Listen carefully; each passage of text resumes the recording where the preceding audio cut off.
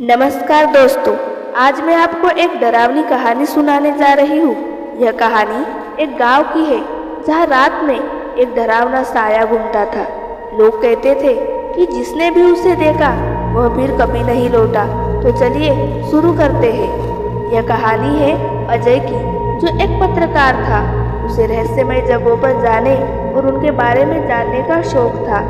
एक दिन उसे एक गाँव में बारे में पता चला जहाँ रात में कोई बाहर नहीं निकलता था। कहा जाता था कि वह एक भूतिया साया घूमता है। अजय को यह सब झूठ लगा। उसने खुद सच्चाई जानने के लिए गांव जाने का फैसला लिया। गांव पहुंचते ही अजय को अजीब माहौल महसूस हुआ। वहां के लोग डरे हुए थे और किसी से ज्यादा बात नहीं कर रहे थे। एक बुजुर्ग रामलाल ने उसे चेतावनी दी कि रात में बाहर मत निकलना। रामलाल ने बताया कि सालों पहले यहाँ एक तांत्रिक आया था जिसने अपनी तंत्र विद्या से गांव को श्रापित कर दिया। अब उसकी आत्मा यहाँ भटकती है।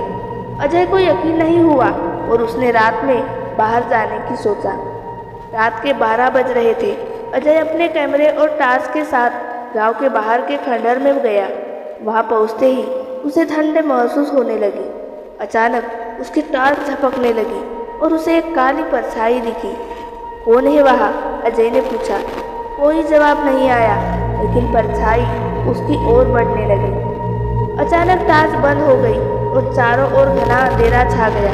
उसे किसी की सांसें अपनी गर्दन पर महसूस हुई। उसने पीछे देखा, लेकिन कोई नहीं था। तभी एक आवाज़ आई, तू यहाँ क्यों आया है? अजय घबरा गया। उसने भागने की कोशिश की, लेकिन उसके सामने वही साया खड़ा था। उसकी आंखें लाल थीं और चेहरा डरावना था। अजय चीखने ही वाला था कि अचानक सब शांत हो गया। जब उसने देखा तो साया गायब था।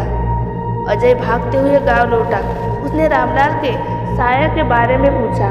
रामलाल ने बताया कि यह आत्मा उस तांत्रिक की है जो तंत्र विद्या के कारण मर गया था। वह आत्मा तभी मुक्त होगी जब उसका हवन किया जाएगा। अजय ने गांव के पुजारी से मिलकर हवन करवाया। जैसे ही हवन समाप्त हुआ, एक जोरदार चीख सुनाई दी और अंधेरा छट गया। गांव वाले पहली बार राहत महसूस कर रहे थे। अजय ने गांव को बचा लिया, लेकिन वह इस घटना को कभी नहीं भूल पाया। यह कहानी हमें सिखाती है कि डर के पीछे कोई न कोई वजह होती है, और अगर हम हिम्मत से काम लें तो किसी भी डर का सामना कर सकते हैं। तो दोस्तों, आपको ये कहानी कैसी लगी? अगर आपको पसंद आई हो तो लाइक करें, शेयर करें और हमारे चैनल को सब्सक्राइब करें। अगली बार फिर मिलेंगे एक